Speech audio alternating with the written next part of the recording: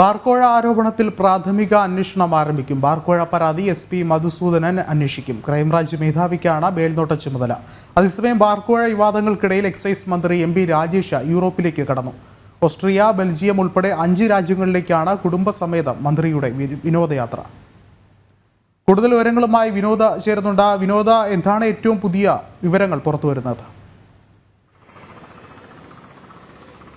വിഷ്ണു, നമുക്കറിയാം ബാർക്കോഴ കേസുമായി ബന്ധപ്പെട്ട ഹോട്ടൽ ബാർ മുതലാളിമാർ അവരാണ് പിരിവിന് വേണ്ടി 2 ലക്ഷം രൂപ വീതം പണപ്പിരിവിന് വേണ്ടി അവർ ശബ്ദ സന്ദേശം അയച്ചത്. അതാണ് പുറത്തു വന്നത്. എന്നാൽ ആ ശബ്ദ സന്ദേശം പുറത്തു വന്നപ്പോൾ തന്നെ അസോസിയേഷൻ തകിടം മറിയുകയായിരുന്നു. അവർ പറഞ്ഞു അവരുടെ സംസ്ഥാന കമ്മിറ്റി ഓഫീസ് പണിയാൻ വേണ്ടിയാണ് പണപ്പിരിവ് നടത്തിയത് എന്നൊക്കെ പറഞ്ഞു.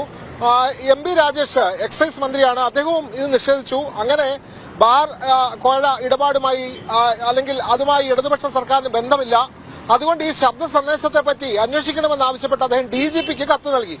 ആ കത്തിന്റെ അടിസ്ഥാനത്തിലാണ് ഇപ്പോൾ അന്വേഷണം ക്രൈംബ്രാഞ്ച് ഏറ്റെടുത്തിട്ടുള്ളത്. ക്രൈംബ്രാഞ്ച് SP മധുസൂദനാണ് അന്വേഷണ ചുമതല. അദ്ദേഹത്തിന്റെ നേതൃത്വത്തിൽ അന്വേഷണം നടത്തുന്നു.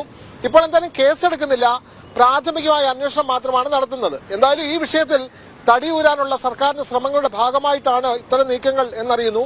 അതോടൊപ്പം തന്നെ എക്സൈസ് മന്ത്രിയായിട്ടുള്ള MP രാജേഷ് അദ്ദേഹം 5 ദിവസത്തെ യൂറോപ്യൻ പര്യടനത്തിന് വേണ്ടി ഇന്ന് കുടുംബസമേതം യാത്ര തിരിച്ചിരിക്കുകയാണ്.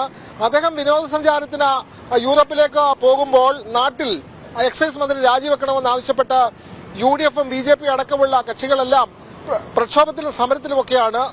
ക്ഷമിക്കണം. അപ്പോൾ അത്തരത്തിലുള്ള പ്രതിഷേധങ്ങളിൽ നിന്നൊക്കെ തടിയൂരാനാണ് അദ്ദേഹം ഇപ്പോൾ കടൽ കടന്ന് പോയിട്ടുള്ളത്. എന്തായാലും UDF കാലത്തെ പോലെ തന്നെ LDF-ന്റെ കാലത്തും ബാർക്കോഴകൾ അവസാനിക്കുന്നില്ല എന്നത് തന്നെയാണ് ഇതിൽ നിന്നും നമുക്ക് മനസ്സിലാവുന്നത്. വിഷ്ണു, വ്യക്തമാണ്. വിനോദാണ് വിവരങ്ങൾ നൽകിയത്.